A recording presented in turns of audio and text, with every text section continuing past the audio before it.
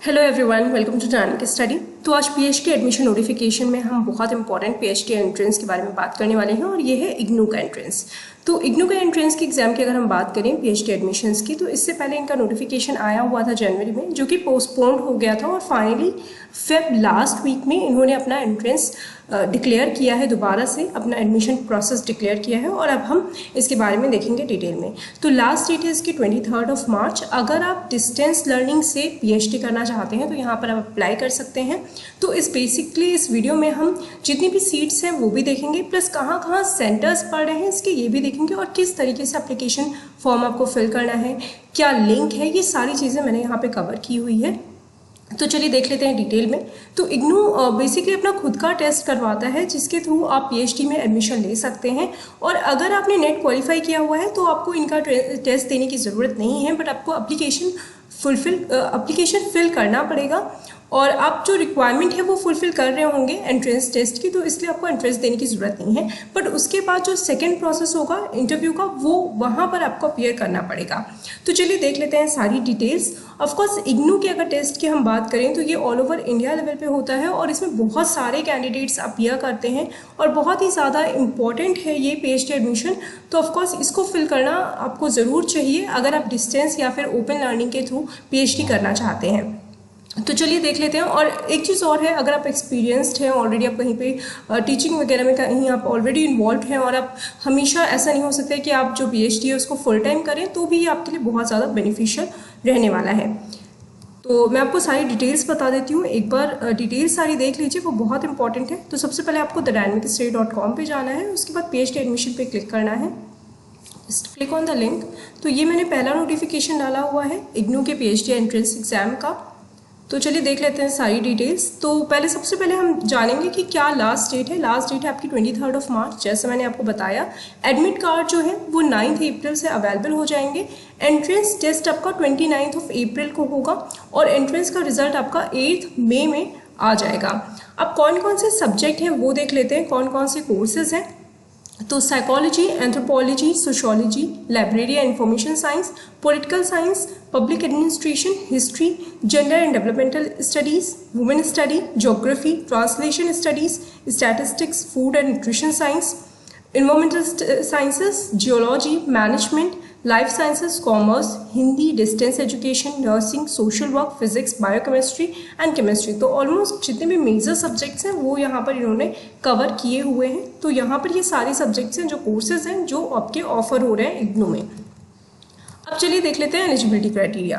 तो eligibility criteria की अगर हम बात करें तो आपको एटलीस्ट 55% आपका होना चाहिए मार्क्स पोस्ट ग्रेजुएशन में और 5% रिलैक्सेशन मिलेगा रिजर्व कैंडिडेट्स को। और पोस्ट ग्रेजुएशन आपको उसी सब्जेक्ट में होना चाहिए, उसी डिसिप्लिन में होना चाहिए जिसमें आप अपीयर कर रहे हैं पीएचडी एग्जाम के लिए। दूसरी बात यह है कि अगर आपने एमफिल किया हुआ है, कोर्स वर्क है आपके पास, तो ऐसे में आपको एंट्रेंस देने की ज़रूरत नहीं है, बट आपको अप्लाई करना होगा। अगर आप नेट क्वालिफाइड हैं या कोई भी इक्विवेलेंट एग्जाम, मतलब कोई नेशनल लेवल के एग्जाम को क्वालिफाई आपने किया हुआ है, जैसे गेट वगैरह हो गया, तो ऐसे में आपको इग्नू का एंट्रेंस टेस्ट देने की ज़रूरत नहीं है। सिलेक्शन क्राइटेरिया की हम बात कर लेते हैं। सबसे पहले तो एंट्रेंस टेस्ट होगा। आपने नेट क्वालिफाई किया हुआ है तो आपको एंट्रेंस टेस्ट नहीं देना है।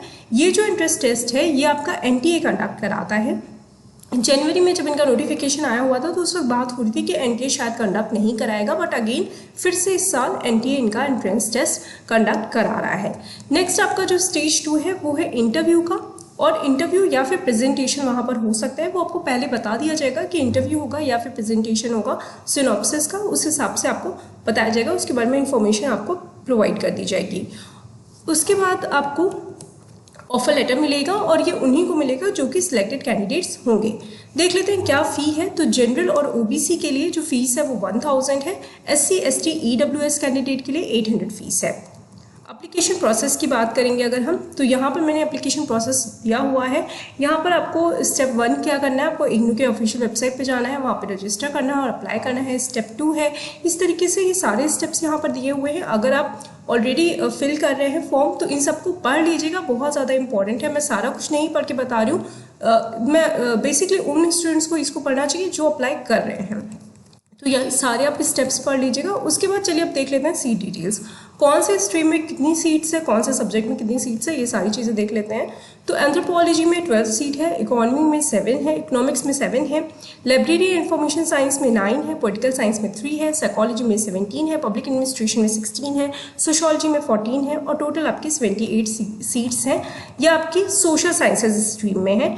उसके बाद आपका साइंस स्ट्रीम आता है। साइंस में बायोकेमिस्ट्री में 10 है, केमिस्ट्री में 11 है, ज्योग्राफी में 15 है, जूलॉजी में 4 सीट्स हैं, स्टैटिस्टिक्स में 12 सीट्स हैं और टोटल होती हैं 52 सीट्स। ये आपकी स्कूल ऑफ साइंसेज में है। उसके बाद हम कंटिन्यूइंग एजुकेशन की बात करें, एजुकेशन में आपका फूड एंड न्यूट्रिशन साइंसेस के लिए 5 है सीट्स एंड होम साइंस के लिए 4 है, तो टोटल 9 सीट्स होती हैं।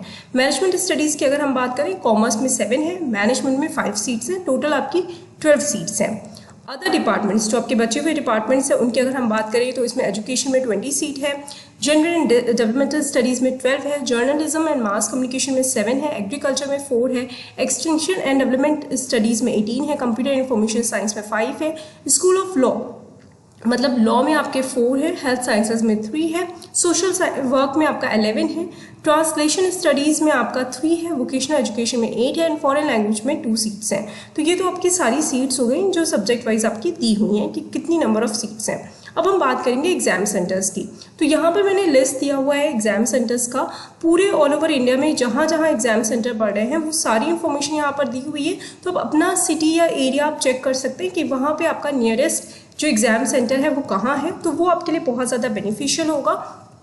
ऑल ओवर इंडिया में इन्होंने सीट्स इनके सेंटर्स हैं, तो आप ऑल ओवर इंडिया जहाँ से भी हैं आप वहाँ पे अपना एरिया चेक करिए और उसके बाद आपको पता चल जाएगा कि आपके यहाँ नियरेस्ट एग्ज़ाम सेंटर कहाँ है और इस हिसाब से अकॉर्डिंगली आप प्लान कर सकते हैं। तो ये आपके सीट्स हैं।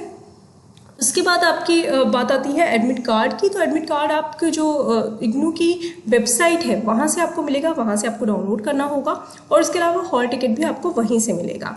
दूसरी बात यह है कि अगर आप अप्लाई करना चाहते हैं तो एप्लीकेशन अगेन अप्लाई आपको NTA की साइट पे करना होगा, तो यहाँ पर आप क्लिक कर सकते हैं।